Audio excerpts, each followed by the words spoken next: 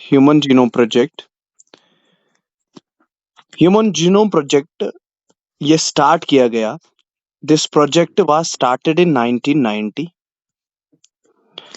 and this project got completed in 2003. Hmm. Okay, Yes, sir. तो ये 13 years का time है। तो 13 इयर्स लग गए ह्यूमन जीनोम प्रोजेक्ट को कंप्लीट करने में। दैट मीन्स ये एक प्रोजेक्ट था। अभी मैं बोलूंगा ये किस लिए प्रोजेक्ट था। तो ये प्रोजेक्ट स्टार्ट हुआ 1990 में, 2003 में एंड हुआ। दैट मीन्स 13 इयर्स इसको लग गए फॉर द कंप्लीशन। और ये जो ह्यूमन जीनोम प्रोजेक्ट था, what sort of project was this? ये कौन सा प्रोजेक्ट था? मेन एम क्या थी? देखो, the project was about to sequence all the genome, all the human genome. तो मेन चीज पर्पस क्या था? To sequence the whole genome, to sequence out whole genome project था। प्रोजेक्ट का बेसिकली क्या था मतलब? इसका मतलब यही था कि सीक्वेंस आउट करना है किसको? होल जीनोम की सीक्वेंसिंग को वेरीफाई करना है। इसको देखना है कि होल जीनोम में क्या न्यूक्लियोटाइड सीक्वेंसिंग होती है। तो ये स्टार्ट हुआ 1993, 2003 में ये कंप्लीट हो गया। अब देखो, अब ये जो होल जीनोम है, होल जीनोम क्या होता है? That means total amount of जो हमारे पास, फॉर एग्जांपल हमारे पास कितने क्रोमोसोम्स होते हैं? 46 क्रोमोसोम। ठीक है, अब 46 क्रोमोसोम्स में जीन सीक्वेंसिंग क्या है? किस क्रोमोसोम में क्या क्या न्यूक्लियोटाइड ये बेस पेयर सीक्वेंसिंग है? दैट इज वो वही बेस पेयर्स, मतलब कितने बेस पेयर्स हैं किसी क्रोमोसोम में, क्या है न्यूक्लियोटाइड सीक्वेंसिंग कैसी है, तो वही उसी को हम जीनोम सीक्वेंसिंग कहते हैं। तो हमारे में 46 क्रोमोसोम्स है और ये 46 क्रोमोसोम्स दो सेट्स में डिवाइड हुए। हैप्लॉइड सेट एक 23 का है, इसी तरीके से दो हैप्लॉइड सेट्स बनाते हैं क्या? एक डिप्लॉइड क्रोमोसोम नंबर। तो हमारा टोटल जीनोम कितना है? 46। मतलब टोटल जितने भी हमारे पास क्रोमोसोम्स हैं उनमें जीन्स हैं, उनमें कितने बेस पेयर्स हैं? वो 46 क्रोमोसोम्स हैं। लेकिन ये 46 क्रोमोसोम 23 और 23 में बट गए हैं, हैप्लॉइड सेट्स। तो हमारा हैप्लॉइड जीनोम कितना है? 23 और डिप्लॉइड कंटेंट हमारा है 46। अब हैप्लॉइड सेट जो है, हैप्लॉइड सेट की मतलब जब जीनोम सीक्वेंसिंग की गई तो देखो हमारे पास कितने क्रोमोसोम्स हैं? हमारे पास बेसिकली 22 ऑटोसोम्स है प्लस दो सेक्स क्रोमोसोम्स होते हैं, एक्स और वाई। इन इन क्रोमोसोम्स की सीक्वेंसिंग की गई।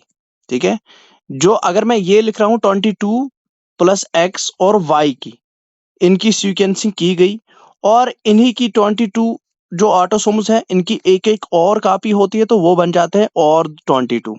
तो दैट मीन्स वो 44 बन जाते हैं। तो जब 22 क्रोमोसोम प्लस इन दो सेक्स क्रोमोसोम्स की क्या की गई? सीक्वेंसिंग की गई, तो ये बन जाता है sequencing of the whole genome. तो बेसिकली 24 क्रोमोसोम्स की सीक्वेंसिंग की गई, तो वही बन जाता है कि सारे जीनोम की सीक्वेंसिंग, मतलब इन सारे क्रोमोसोम्स की सीक्वेंसिंग की गई। लेकिन इन 22 ऑटोसोम्स के और 22 ऑटोसोम्स क्या होते हैं? जेरोक्स कॉपीज इनके होते हैं। तो इसलिए हम लिखते हैं 44 plus X Y. That means basically 22 होते हैं, लेकिन उसके बाद उनके और कॉपीज एक एक और कॉपी होती है, तो वो हो जाते हैं 44 प्लस दो सेक्स क्रोमोसोम, तो ये हो जाता है। अब ये जो प्रोजेक्ट था ह्यूमन जीनोम प्रोजेक्ट, ये ह्यूमन जीनोम प्रोजेक्ट ये मेगा प्रोजेक्ट कहलाता है। It is known as a mega project. क्यों कहते हैं इसको मेगा प्रोजेक्ट? क्योंकि एक तो इसमें टाइम कितना लगा? 13 इयर्स का टाइम इसने ले लिया, 13 इयर्स टाइम। और इसमें पैसे भी बहुत ज्यादा खर्च हो गए। कितने पैसे? इसमें ये अंदाजा लगाया जाता था कि जो हमारा जीनोम है, जो हमारे अंदर जीन्स हैं, उनकी जो बेस पेयर्स है, कितने बेस पेयर्स हमारे जीनोम में होते हैं, हमारे जीन्स में या हमारे क्रोमोसोम्स में कितने बेस पेयर्स हैं? अंदाजा लगाया जाता था कि वहां पर 3 × 10⁹ बेस पेयर्स होते हैं हमारे जीनोम में। हमारे जीनोम में यही अंदाजा था कि 3 × 10⁹ बेस पेयर्स हैं। और एक बेस पेयर को सीक्वेंस करने के लिए कितने डॉलर्स लगते थे? $3 लगते थे एक बेस पेयर को सीक्वेंस करने में। तो दैट मीन्स अगर हमारे अंदर 3 into 10 raised power 9 base pairs थे और एक बेस पेयर को $3 लगते थे, तो दैट मीन्स उसका मतलब हो गया कि 3 into 10 raised power 9 base pairs को कितना पैसे लग जाते? उसको लग जाते $9 billion। तो $9 billion लग जाते थे किसको सीक्वेंस करने में? 3 into 10 raised power 9 base pairs को सीक्वेंस करने में $9 billion लग जाते थे। इतने डॉलर्स लग जाते थे। और इससे जब इनकी अगर इतने जीनोम की हम सीक्वेंसिंग करेंगे, इतने बेस पेयर्स की जब सीक्वेंसिंग हो जाएगी, तो इससे कितनी इंफॉर्मेशन निकलेगी? इससे निकलेगी इंफॉर्मेशन बहुत सारी।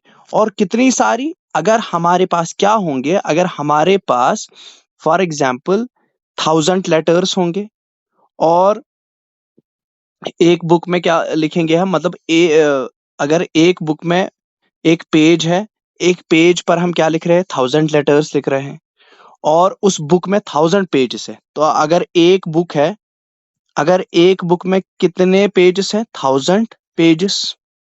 अगर एक बुक में 1000 पेजेस है और एक पेज में 1000 लेटर्स हम लिखेंगे, 1 पेज कंटेन्स 1000 लेटर्स।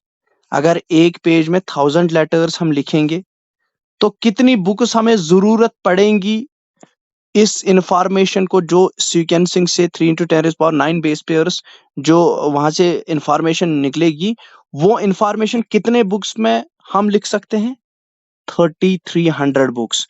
तो हमें चाहिए होंगी 3300 बुक्स हमें चाहिए होंगी to store this enormous kind of information. जो इंफॉर्मेशन कहां से निकलेगी? जो information 3 into 10 raised power 9 base pair से निकलेगी। इतनी बात। तो इसीलिए इसको कहा जाता है it is a mega project. तो टाइम के हिसाब से भी ये मेगा प्रोजेक्ट है और पैसों के हिसाब से भी ये मेगा प्रोजेक्ट बन रहा है और इंफॉर्मेशन जो निकल रही है उसके हिसाब से भी ये मेगा प्रोजेक्ट बन रहा है।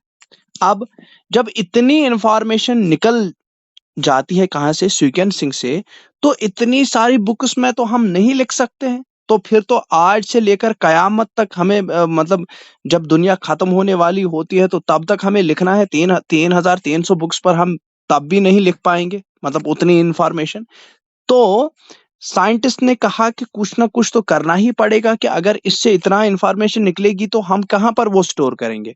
तो एक नई ब्रांच की बर्थ हो गई साइंस में, एक मॉलिक्यूलर बायोलॉजी में एक नई ब्रांच डेवलप हो गई। उस नई ब्रांच का क्या नाम है? Bio informatics. तो बायो इन्फॉर्मेटिक्स एक नई ब्रांच डेवलप हो गई during the human genome project. तो ह्यूमन जीनोम प्रोजेक्ट से जो इंफॉर्मेशन निकले उसको स्टोर करने के लिए एक नई ब्रांच डेवलप हो गई बायोलॉजी में। उस ब्रांच का नाम है बायो इन्फॉर्मेटिक्स। अब बायो इन्फॉर्मेटिक्स कौन सी ब्रांच है बायोलॉजी की?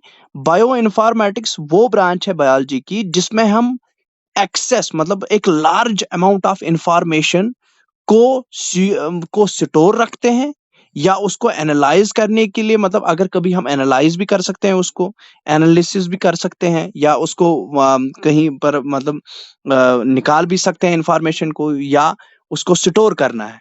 तो ये तीनों का मतलब उसको information, large kind of information को स्टोर करना या उसको एनालाइज करना, तो उसके लिए एक ब्रांच ऑफ बायोलॉजी बन गई दैट इज बायो इन्फॉर्मेटिक्स। और बायो इन्फॉर्मेटिक्स में क्या यूज होते हैं? इसमें यूज ऑफ कंप्यूटर्स होता है। Use of high efficient computers इसमें यूज होते हैं। तो इसको हम कंप्यूटेशनल बायोलॉजी भी कहते हैं। इसमें यूज ऑफ कंप्यूटर्स होता है और ये बहुत ही एडवांस्ड कंप्यूटर्स होते हैं। ये ऐसे नॉर्मल कंप्यूटर्स नहीं होते हैं। ये हाई कंप्यूटर्स मतलब हाई परफॉर्मेंस कंप्यूटर्स होते हैं, बड़े हाई सोफिस्टिकेटेड कंप्यूटर्स होते हैं। और इन कंप्यूटर्स में हम क्या करते हैं? इंफॉर्मेशन को स्टोर रखते हैं और उस इंफॉर्मेशन को हम एनालाइज भी कर सकते हैं, ठीक है। और उस इंफॉर्मेशन को क्या कर सकते हैं? कहीं पर भी हम उसको निकाल सकते हैं। रिट्रीव करना को कहीं पर भी, अगर हमें कहीं पर भी वो जरूरत पड़ेगी इंफॉर्मेशन, हम कहीं पर भी वो निकाल सकते हैं, हमें किताबें अपने साथ लेने की कोई जरूरत नहीं है, ठीक है। हम सिंपली इन कंप्यूटर्स के जरिए कहीं पर भी इंफॉर्मेशन भेज सकते हैं, उसको एनालाइज कर सकते हैं, स्टोर भी कर सकते हैं। तो बायो इन्फॉर्मेटिक्स है एक नई ब्रांच ऑफ बायोलॉजी बन गई जब हम ह्यूमन जीनोम प्रोजेक्ट मतलब जब साइंटिस्ट कर रहे थे। तो अब है उसके बाद क्या, ह्यूमन जीनोम प्रोजेक्ट जो है, ह्यूमन जीनोम प्रोजेक्ट मैंने अभी कहा कि ये 13 साल का एक लंबा सा प्रोजेक्ट था, लेकिन इस लंबे से प्रोजेक्ट को किसने स्पॉन्सर किया, मतलब पैसे किसने लगाए इस पर। तो पैसे किसने लगाए, यूएस डिपार्टमेंट ऑफ एनर्जी। इसमें पैसे किसने लगाए, यूएस डिपार्टमेंट ऑफ एनर्जी ने। तो इसने इसको स्पॉन्सर किया, यूएस डिपार्टमेंट ऑफ एनर्जी ने। और national institute of health, NIH, national institute of health ने इस पर पैसे खर्च किए। और वेलकम ट्रस्ट यूके का, वेलकम ट्रस्ट मतलब इन्होंने ये मतलब मेन तो यही है, इन्होंने ये स्टार्ट किया, मतलब ये प्रोजेक्ट कोऑर्डिनेट किया, कोऑर्डिनेशन इन्होंने दे दी, वेलकम ट्रस्ट। और उसके बाद कौन कौन सी, देखो ये तो डिपार्टमेंट हो गया कि कौन कौन सा डिपार्टमेंट इसमें इन्वॉल्व हो गया, US department of energy, national health institute, national institute of health और वेलकम ट्रस्ट ऑफ यूके, ये इन्वॉल्व हो गए। अब कौन कौन सी कंट्री ने इसमें टेक पार्ट किया, ये तो डिपार्टमेंट्स थे। अब कौन कौन सी कंट्री, तो कंट्रीज में कौन कौन सी कंट्री ने इसमें टेक पार्ट किया, वो पहली कंट्री है कौन, तो पहली कंट्री है हमारी जापान आती है। जापान ने इसमें क्या किया, टेक पार्ट किया। फ्रांस ने इसमें टेक पार्ट किया, जर्मनी ने इसमें टेक पार्ट किया, चाइना ने इसमें टेक पार्ट किया और यूएसए ने भी इसमें टेक पार्ट किया। चाइना और यूएसए ने, यूएसए यूके इन्होंने टेक पार्ट किया इसमें। तो ये मेन कंट्रीज है, Japan, France, Germany, China, USA, these are the main countries जिन्होंने इसमें इन्वॉल्वमेंट की, ठीक है, जिन्होंने इसमें मतलब टेक पार्ट किया।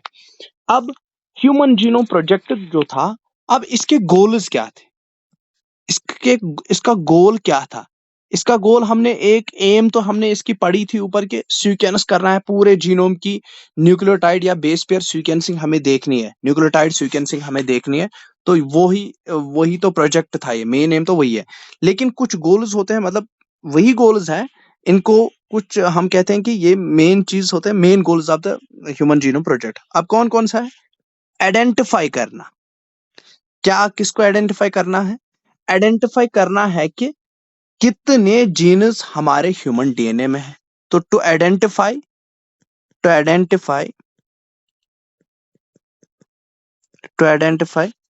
Jeans, to identify the genes in human DNA. और हम देखो अप्रोक्सीमेशन लगाया जाता था कि शायद ह्यूमन डीएनए में कितने जीन्स हैं, पहले अप्रोक्सीमेशन हम, फिर आफ्टर जब रिजल्ट निकलेगा हमें उस टाइम करेक्ट आंसर मिलेगा कि कितने जीन्स ह्यूमन डीएनए में है। लेकिन पहले पहले एक अप्रोक्सीमेशन लगाई जाती थी कि कितने जीन्स है ह्यूमन डीएनए में, 20 से 25,000। तो पहले पहले ये तो अप्रोक्सीमेशन है, 20,000 टू 25,000 जीन्स होते हैं किसमें, 1 10 100,000 10,000, ओ ये हो गया 20 to 25,000 जीन्स लगाया जाता था अंदाजा कि इतने जीन्स हैं किसमें, ह्यूमन डीएनए में। लेकिन इसका रिजल्ट लास्ट पर में हम लिखेंगे कि लास्ट पर रिजल्ट क्या निकला, वहां पर क्या 25,000 जीन्स थे या 20,000 जीन्स थे, वो हमें लास्ट पर जो ह्यूमन जीनोम का रिजल्ट आया वहां पर हमें पता चलेगा। और दूसरा गोल इसका क्या था, दूसरा गोल इसका था कि सीक्वेंस 3 बिलियन जो केमिकल बेस पेयर्स हैं उनकी सीक्वेंस हमें क्या है, उनकी सीक्वेंस हमें आइडेंटिफाई करनी है। तो डिटरमाइन करनी है या आइडेंटिफाई करनी है सीक्वेंस किसकी, sequence, nucleotide sequence of 3 billion base pairs. तो 3 बिलियन बेस पेयर्स जो, देखो ये भी अप्रोक्सीमेशन ही है कि 3 बिलियन बेस पेयर्स होते हैं, तो उनकी क्या करनी है, उनकी सीक्वेंसिंग डिटरमाइन करनी है। सीक्वेंसिंग या sequence of the 3 billion base pairs, तो यहां पर लिखूंगा मैं to determine sequence of 3 billion base pairs, ये चीज करनी थी। तीसरा इसका क्या एम था? जो भी इंफॉर्मेशन यहां से निकलेगी, जो भी इंफॉर्मेशन यहां से निकलेगी उसको स्टोर करना है, ठीक है। तो तीसरा गोल था इसका कि जो भी इंफॉर्मेशन निकलेगी उसको स्टोर करना है, to store analyse and to store analyse and retrieve information. तो जो भी इंफॉर्मेशन यहां से निकलेगी उसको स्टोर करना है, उसको एनालाइज करना है, ठीक है। तो ये चीज है। और चौथा पॉइंट इसका क्या था एनालिसिस में? चौथा पॉइंट मतलब गोल में क्या था कि जो भी अगर किसी ने फॉर एग्जांपल अगर किसी ने इस ह्यूमन जीनोम प्रोजेक्ट के खिलाफ आवाज उठाई, मतलब कोई कहेगा, ऑब्जेक्शन लाएगा, जो बेसिकली ह्यूमन, अगर हम ह्यूमन पर रिसर्च करते हैं तो बहुत सारे रिलीजियस इश्यूज क्रिएट हो जाते हैं कि आप ह्यूमन पर, ये ह्यूमन को भगवान ने बनाया है, ये बहुत ही मतलब भगवान को कोई गलती नहीं होगी, आप भगवान के बनाए हुए इंसान पर ये चीजें कर रहे हो, तो आप देख रहे हो कि मतलब आप कुदरत को, मतलब आप भगवान को ललकार रहे हो। तो इस पर ऐसे कुछ क्या हो जाते हैं, ऐसे कुछ रिलीजियस इश्यूज बन जाते हैं। तो उनको हैंडल करने के लिए क्या बना दी गई? एलिसा बना दी गई। एक मान लो कमेटी बना दी गई जिसका नाम है एलिसा। एलिसा का मतलब हो गया ethical, legal and social issues. तो ethical, legal and social issues को टैकल करने के लिए, ठीक है, एक कमेटी बना दी गई, तो जो एड्रेस करेगी ethical, legal and social issues. तो to address ethical, legal and social issues, to address ethical, local and social issues, ethical, legal and social issues, इनको फेस अप करने के लिए एक कमेटी भी बना दी गई। अब इतनी बात।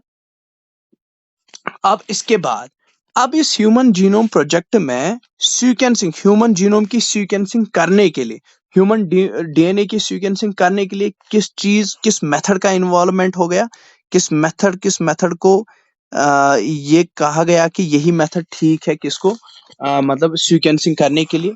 तो साइंटिस्ट्स के पास दो मेथड्स थे, साइंटिस्ट्स के पास दो मेथड थे किसको सीक्वेंसिंग, डीएनए की सीक्वेंसिंग करने के लिए साइंटिस्ट के पास दो मेथड थे। एक मेथड कौन सा था? एक मेथड था expressed sequence tag method, ETS. इसको हम कहते हैं एक्सप्रेस्ड सीक्वेंस टैग मेथड, ठीक है। और दूसरा मेथड क्या था? दूसरा मेथड था सीक्वेंस एनोटेशन मेथड। दूसरा मेथड क्या था? Sequence annotation method. अब साइंटिस्ट को देखो, साइंटिस्ट के पास चॉइस थी कि क्या हम ईटीएस मतलब एक्सप्रेसिव सीक्वेंस टैग वाला मेथड यूज करें या हम क्या करें यूज सीक्वेंस एनोटेशन मेथड। देखो दोनों मेथड्स में फर्क क्या थी। जो ये हमारा डीएनए है, ठीक है, ये हमारा डीएनए है। तो डीएनए में क्या होता है? कोडिंग और नॉन कोडिंग रीजन्स होते हैं, सीक्वेंसेस होती हैं। मान लो ये कोडिंग रीजन है, ये नॉन कोडिंग है, ये कोडिंग है, ये नॉन कोडिंग है। तो कोडिंग और नॉन कोडिंग रीजन्स हमारे डीएनए में होते हैं, ठीक है। तो इसको मतलब अगर देखो, अगर साइंटिस्ट ने जो पहला मेथड था एक्सप्रेस्ड सीक्वेंस टैग मेथड, ये मेथड वो था कि हम खाली कोडेड रीजन्स को ही क्या करेंगे? सीक्वेंस करेंगे। तो एक्सप्रेस्ड सीक्वेंस मेथड कौन सा मेथड था? To sequence only coded regions, to sequence only coded regions.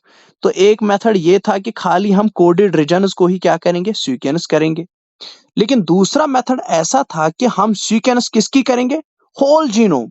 That mean चाहे कोडेड हो या नॉन कोडेड हो। तो coded as well as non coded, इन नॉन कोडेड या कोडेड जो रीजन्स हैं, दैट मीन दोनों को क्या करेंगे? सीक्वेंस करेंगे। तो both sequencing of both coded and non coded regions. तो sequence of coded and non coded regions, ठीक है। तो इनकी सीक्वेंसिंग करेंगे, both coded and non coded regions की सीक्वेंसिंग करने वाला मेथड कौन सा था? Sequence annotation. और लास्ट में कौन सा मेथड ये सिलेक्ट हो गया? सीक्वेंस एनोटेशन मेथड सिलेक्ट हो गया किसके लिए? For sequencing the DNA. अब जब सीक्वेंसिंग ऑफ डीएनए के लिए कौन सा मेथड अब यूज हो गया? सीक्वेंस एनोटेशन मेथड, जिसमें होल मतलब पूरा coded as well as non coded part of the DNA क्या हो गया? उसको सीक्वेंस किया गया। अब देखो सीक्वेंसिंग करने के लिए क्या था, सीक्वेंसिंग करने के लिए अब यही मेथड यूज हो जाएगा, लेकिन सीक्वेंसिंग करने के लिए क्या था, ये जो डीएनए था, ये डीएनए सेल में था फॉर एग्जांपल, ठीक है, सेल के न्यूक्लियस के अंदर डीएनए था। अब इस डीएनए की सीक्वेंसिंग ही करनी थी, ठीक है। तो इस डीएनए को पहले सीक्वेंस करने के लिए क्या करना पड़ता था, पहले इस डीएनए को बाहर निकालना है, उसको हम कहते हैं आइसोलेशन। तो आइसोलेशन हो गया to remove the DNA from, कहां से, from nucleus of the cell. तो सेल से डीएनए को हासिल करना, दैट इज कॉल्ड आइसोलेशन।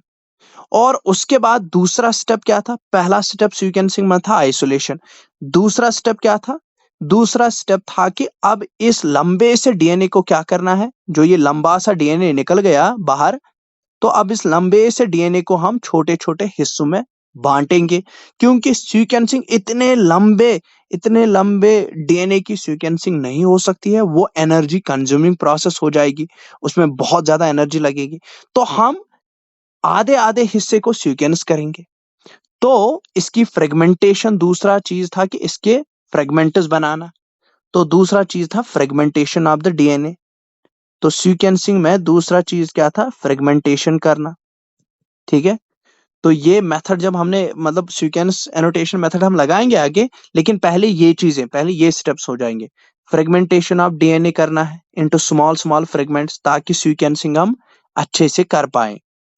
उसके बाद क्या हो जाता है, उसके बाद जब ये सीक्वेंसिंग की जाती है, तो हमने पूरे डीएनए की सीक्वेंसिंग एक साथ क्यों नहीं की, क्योंकि वहां पर बहुत ज्यादा, हमारे पास इतनी अच्छी लेबोरेटरीज ही नहीं थी, हमारे पास वो इतनी एनर्जी, इसमें बहुत ज्यादा एनर्जी, अगर हम एक साथ ही इसकी पूरी डीएनए की ये करते, क्या सीक्वेंसिंग करते, तो बहुत ज्यादा एनर्जी खर्च होती, हमारे पास उतने इंस्ट्रूमेंट्स ही नहीं है, ऐसी लेबोरेटरीज ही नहीं है जिससे हम पूरे डीएनए की एक साथ ही सीक्वेंसिंग करते, इसीलिए इसको फ्रेगमेंटाइज किया गया, इसीलिए इसका फ्रेगमेंटेशन हो गई, डीएनए में छोटे छोटे फ्रेगमेंट्स में डीएनए को कन्वर्ट किया गया। और उसके बाद क्या किया गया इसको, उसके बाद इसको क्लोन किया गया। क्लोन मतलब ये जो छोटे छोटे फ्रेगमेंट्स निकल गए, ये जो छोटे छोटे फ्रेगमेंट्स निकल गए, अब इन फ्रेगमेंट्स को क्या किया गया, एम्पलीफाई किया गया। एम्पलीफाई मीन्स इनका नंबर इंक्रीज कर दिया गया। कैसे, देखो, उसके लिए जरूरत पड़ी एक होस्ट सेल की। तो होस्ट सेल की जरूरत पड़ी कि जिसमें हम क्लोनिंग, जिसमें हम इनकी 1000 2000 कॉपीज बना सकते हैं इन फ्रेगमेंट्स की। तो होस्ट सेल जरूरत पड़ी, और कौन सी होस्ट सेल, या तो बैक्टीरिया या तो यीस्ट। तो होस्ट सेल्स कौन सा थी, बैक्टीरिया, ठीक है। बैक्टीरिया को यूज किया गया एज ए होस्ट सेल, और या तो यीस्ट को, दो सेल्स थी, या तो यीस्ट सेल या बैक्टीरियल सेल, इन दो सेल्स को एज ए होस्ट सेल मतलब लिया गया। और अब इन तक, इस डीएनए फ्रेगमेंट को इन इन होस्ट्स में पहुंचाने के लिए किसका यूज किया गया, वेक्टर का यूज किया गया। तो तीसरी चीज इसमें आ गई वेक्टर, ठीक है।